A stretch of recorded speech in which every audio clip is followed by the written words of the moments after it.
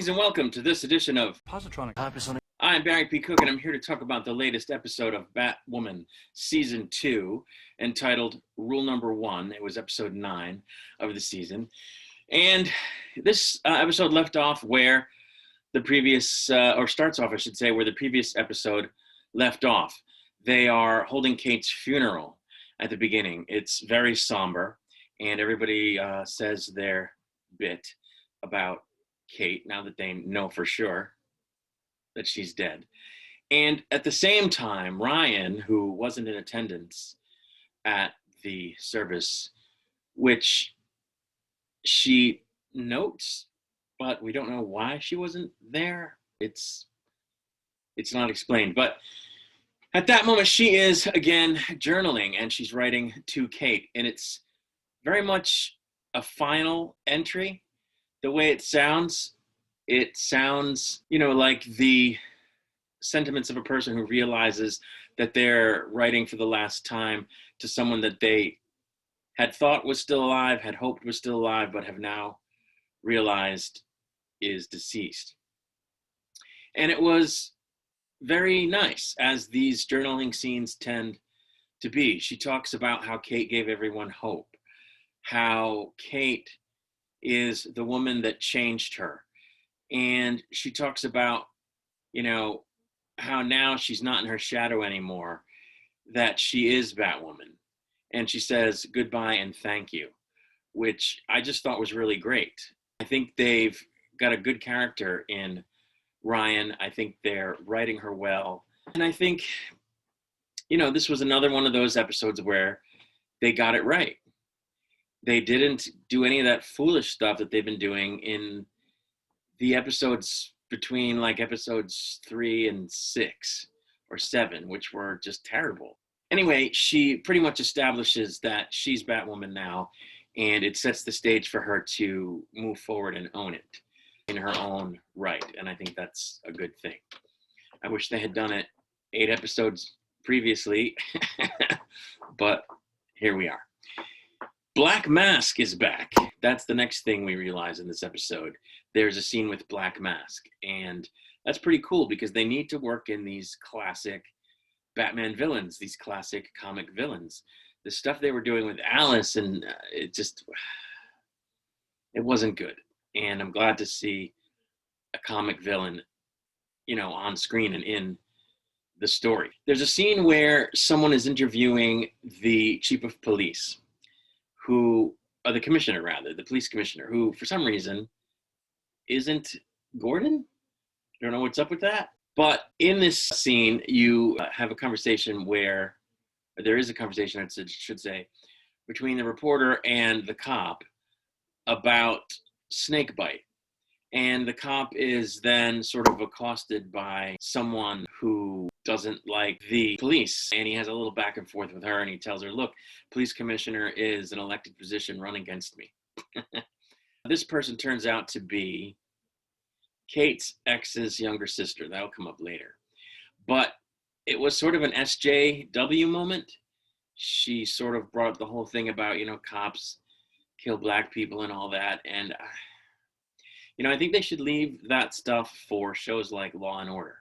I think shows like Law and Order, which are meant to reflect real life and which are meant to sort of be a commentary on real life, which those shows have always been, Law and Order, the Law and Order shows. They should leave that stuff for those shows. I don't think producers should be sneaking those things into superhero shows. Superhero shows are supposed to be an escape, so I think they should leave that stuff out of it. Plus, like I've said before, they're not doing themselves any favors by leaving that stuff in there, because the anti-woke people are going to get on them, and it's just not worth their time to do. Anyway, Angelique shows up in the next scene, and she tells Ryan, that she wants to get back with her. She's getting out of the drug life, and she doesn't want to be without her. And Ryan says, well, thanks, but I'm moving forward with my life. And I thought that was great, because this character has spent a certain amount of time dwelling on the past and a certain amount of time thinking of herself as a victim. And I said, that's not always bad. in a character as long as they move forward from it and move away from it. So hopefully this is her saying, I'm moving forward from that stuff. And well, she is saying that. Hopefully the writers mean it. And hopefully that's what we'll see more of, and we won't see so much of her dwelling on the past. She tells her straight out, I can't be with someone who's a dealer. So it's just not going to happen. And of course, the ex or Angelique tells her, well, I'm going to get out and so forth. And they kind of leave it there. But I thought it was a good scene for the Ryan character. This, of course, all takes place in the first 8.5 minutes. And at that point, we were treated to an Alice scene.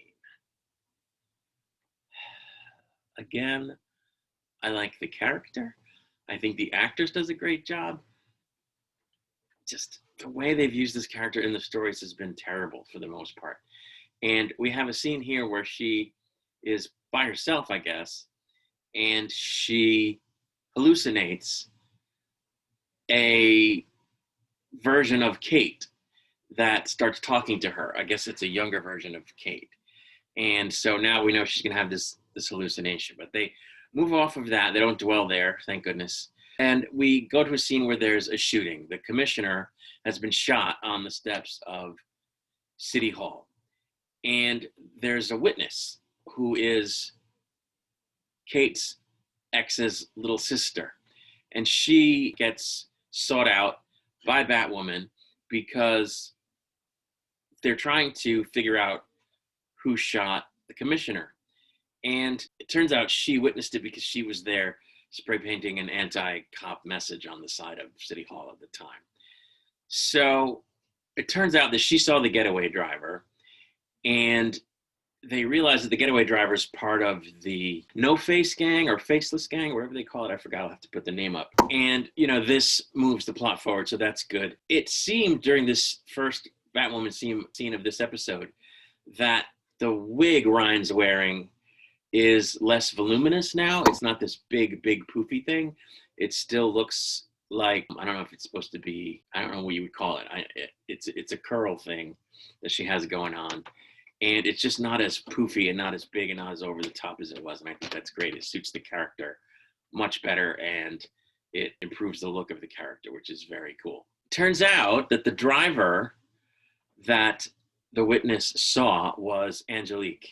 She apparently said, okay, I'll drive the getaway car for this drive-by if I can get out of, being involved with Snakebite and the Faceless Gang, or whatever the name of the gang is. Then Ryan explains to her, look, I'm Batwoman, and I can help you, but you've got to really want to get out. And you've got to help us get to whoever's behind this, which, of course, turns out to be Black Mask. But we go to another scene where Alice is still hallucinating and having a conversation with Kate, and they're having tea, and it's weird, but that's still happening. Then there's a scene where Kate's ex takes her little sister to Ryan's bar, and there's a little conversation there. And the sister happens to mention that Batwoman looked a little better because she's not wearing that party wig anymore. So I thought it was cool that they actually mentioned it in the story. But soon enough, Black Mask kidnaps Angelique. And Batwoman, of course, has to go and try to rescue her, but she gets taken as well, and she gets strapped to a table with a buzzsaw on the end of it. And I thought that was cool because it was like a classic buzzsaw tabletop buzzsaw villain trap, like in the old, show in the 60s Batman show. So I thought that was an interesting sort of nod to the original Batman show, perhaps unintentional, but it was pretty cool. And of course, Black Mask is having a conversation with Batwoman, and it goes back and forth for a few seconds. But she gets out of it, and she eventually rescues Angelique, who, by the way, still doesn't understand that Ryan is Batwoman. She just thinks they're very good friends, even though Ryan told her, I'm Batwoman, so she kind of doesn't believe it. But Angelique ends up taking the rap for the shooting and saying that she did the shooting, which isn't true. She was just the getaway driver. And she does it to protect Ryan, because I guess the organization that she was working with when she drove the getaway car told her that they would kill Ryan if she turned state's evidence on them. So she took the rap rather than have Ryan be a target, which I thought was very cool. Now, during all this, Julia Pennyworth is still investigating the plane crash and what took down the plane that Kate died in. By the way, like I said, they do show that she's dead and that she died from the plane crash, because they literally identify her by running body parts, the DNA of these body parts that they find. I don't know how they made it seem like it was Kate when we know it isn't, but maybe they'll explain that. But anyway, she's trying to figure out who shot down the plane because it wasn't Saphira. And I guess she called someone who's in a security related business to try to get information out of them. And, saying that she's working on an investigation. And the guy says, "Oh yeah, I remember talking to you." She's like, "I didn't talk to you. I just started my investigation today." So someone has impersonated Julia over the phone. And it would be someone who knows about her past, because the guy says, "Oh yes, I remember we talked about, your connection to XYZ that I also have a connection to," or whatever. Or you told me about one of your childhood memories or something. So I think it's Kate. And I think Julia thinks that it must be Kate. So we'll have to see, because Kate and Julia have known each other a long time. We'll have to see if it was in fact Kate. But it might not have been, because Kate is, to say the least, not in great shape after the plane crash. But we'll get to that soon. Then we have a scene where Ryan and Mary and Luke are in the Batcave, and Ryan is talking to her to them about how, well, how I've been saying that we have to have rules to how we do this. Batman had his code and we can have our code. So I'm going to set down another rule. And this rule is we've got to have each other's backs. And I thought it was a good scene because she talks in a way that's very inspirational. Kate never did. They never had Kate talk in a way that was as inspirational as this, and that demonstrated that she was grounded in the way Ryan is grounded, and that she's thoughtful in the way Ryan is. Unless I'm remembering the first season incorrectly, but I don't remember that character having any of these attributes, and Ryan does, and I think they're doing a great job with her. I know I've said that before. And it just, this scene and the journaling scene and other stuff, this whole episode really demonstrated to me that this show can be really good when it's not bogged down by crazy false plots and an overabundance of Alice. Is it high art? Is it as good as Doctor Who at its best? Is it as good as Star Trek at its best? No, but it's really good. I enjoy it. And the first season, I didn't feel that way. It just made me go, ugh, every week. This show has made me do that a lot in the second season, but they get it right half the time. And I just wish they could get it right more often. We'll have to see when the show comes back starting April 11th. But we're not done with Alice for this episode. There's a graveside scene between Alice and the young Kate where they're sort of breaking down her pain. Alice and Kate are talking about why Alice is the way she is and how she escapes into fantasy because she doesn't want to face reality. And she talks about how, okay, now that I know that, maybe I can figure out a way to just forget Kate, which seems to me like more escaping into fantasy. So I don't know what this is supposed to be. It's not really forward development for that character. It's sort of self-awareness, but she's not moving forward. I don't know.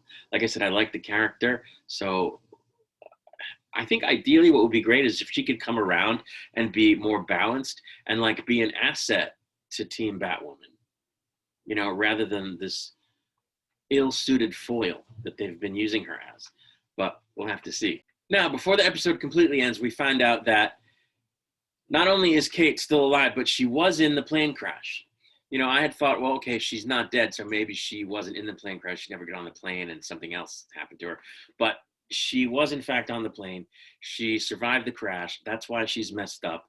And she's in the custody of Black Mask, who I guess somehow managed to make it so that his goons, were able to, drag her out of the wreckage and sort of capture her. Why, we don't know, because one assumes he didn't know she was Batwoman.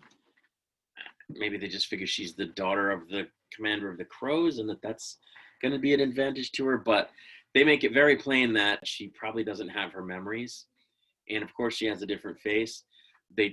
Black Mask and his henchwoman take her necklace from her because they don't want her to see it on herself in the mirror or whatever, or see it on her person and start to have memories based on this object from her past.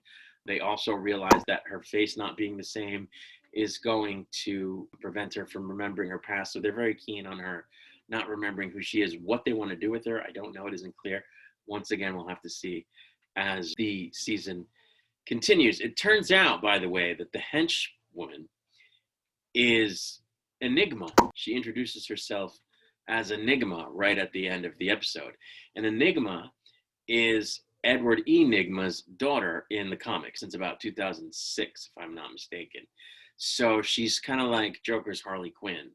She's in league with, in the comics anyway, with her father, the Riddler. And she has a whole costume and everything. In this, so far, she hasn't been shown in a costume. But anyway, that's who she is. She's Edward E. Nigma's daughter, and she's the character Enigma from the comic books. So we'll have to see where that goes, how she's involved with Black Mask and so forth. But that was the end of the episode. Like I said, they're on hiatus until April 11th, so I'll be back right after that with another review, my review of episode 10. For now, I'm out of here. Please subscribe if you haven't. Drop me an email. Find me on the Twitter. Make a comment. You know, did I say subscribe? Subscribe, hit the notification, do all that cool stuff. You know, help a fellow geek out, will you? Until we meet again, I'm going to say peace and long life.